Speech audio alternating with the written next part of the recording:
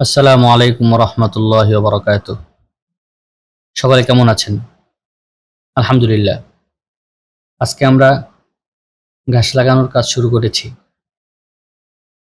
ঘাস লাগানোর জন্য আমাদের এই বালুটা প্রথমে আপনারা দেখেছেন আগের ভিডিওগুলোতে যে একেবারে নতুন বালু।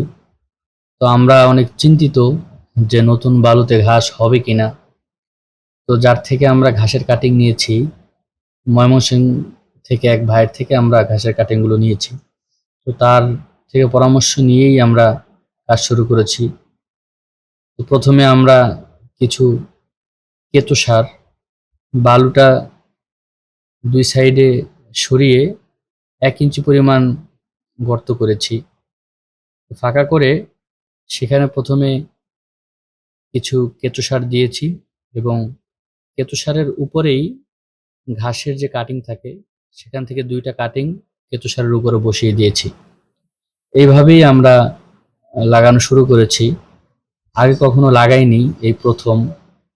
তো ভিডিও যদি কোনো অভিজ্ঞ ভাই দেখে থাকেন, যদি আমাদের এই পদ্ধতি ভুল হয়ে থাকে দয়া করে বলবেন, আর যদি সঠিক হয়ে থাকে সেটাও বলবেন যে আমাদের কাজটা সঠিক হয়েছে। আপনারা দেখতে পাচ্ছেন যে এইভাবে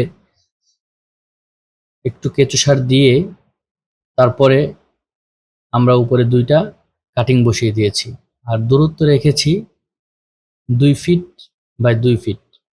2 ফিটের মাথায় আপনারা দেখতে পাচ্ছেন একটা মাপকাঠি নিয়েছি। তো ওটা 2 ফিট, 2 ফিটের পরেই আলহামদুলিল্লাহ। তো এইভাবে আমাদের এই পুরাটা জায়গায়, এখানে 30 শতাংশ জায়গা আছে, পুরাটা জায়গায় ঘাস লাগাতে প্রায় 3 দিন লেগেছে। তো আজকে আলহামদুলিল্লাহ পুরোপুরি আমাদের ঘাস লাগানোর কাজ শেষ। তো ঘাস লাগানোর পরে এরপরেই দ্বিতীয়তে আসে যে এই ঘাসের যেখানে লাগিয়েছি তার পাশ দিয়ে একটা রাস্তা গিয়েছে। তো এখান দিয়ে লোকজন হাঁটাচলা করে। তো অনেক সময় ছাগলের ছোট ছোট বাচ্চা এখানে ছাড়া থাকে। তো এই জন্য আমরা চাচ্ছিলাম যে এইখান দিয়ে জাল দিয়ে, আর গাছগুলো দেখতে পাচ্ছেন এগুলো সুপারি গাছ দিয়ে, সুপারি গাছ কেটে সুপারি গাছ দিয়ে এটা গাছগুলো বানানো হয়েছে। তো এটা আমরা এটা দিয়ে এটা মাটিতে পুঁতে তারপরে ইনশাল্লাহ আমরা এখানে নেট নিয়ে আসছি। এই নেট চারপাশ দিয়ে দিয়ে দিব। আশা করা যায় এটা দেওয়ার পরে এখানে আর ছাগলের বাচ্চা ঢুকতে পারবে না। সম্মানিত ভিউয়ার্স, আপনারা দেখতে পাচ্ছেন যে এখানে সুপারি গাছগুলো এখানে লাঠি দিয়ে ভালো করে মাটির সাথে আটকে দেওয়া হচ্ছে।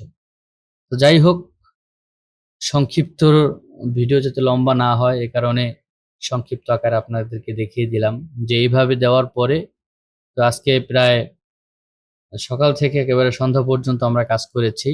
তো আলহামদুলিল্লাহ একেবারে শুরু থেকে শেষ পর্যন্ত আমরা আটকে দিয়েছি জায়গাটা। এখানে লোকজন বা কোনো পশু প্রাণী, ছাগল গরু কিছুই ঢুকতে পারবে না। তো লাগানো শেষ হলো, দেখা যাক কি হয়। দোয়া করবেন আল্লাহ তাআলা যেন বরকত দান করেন, রহমত করেন। আমিন।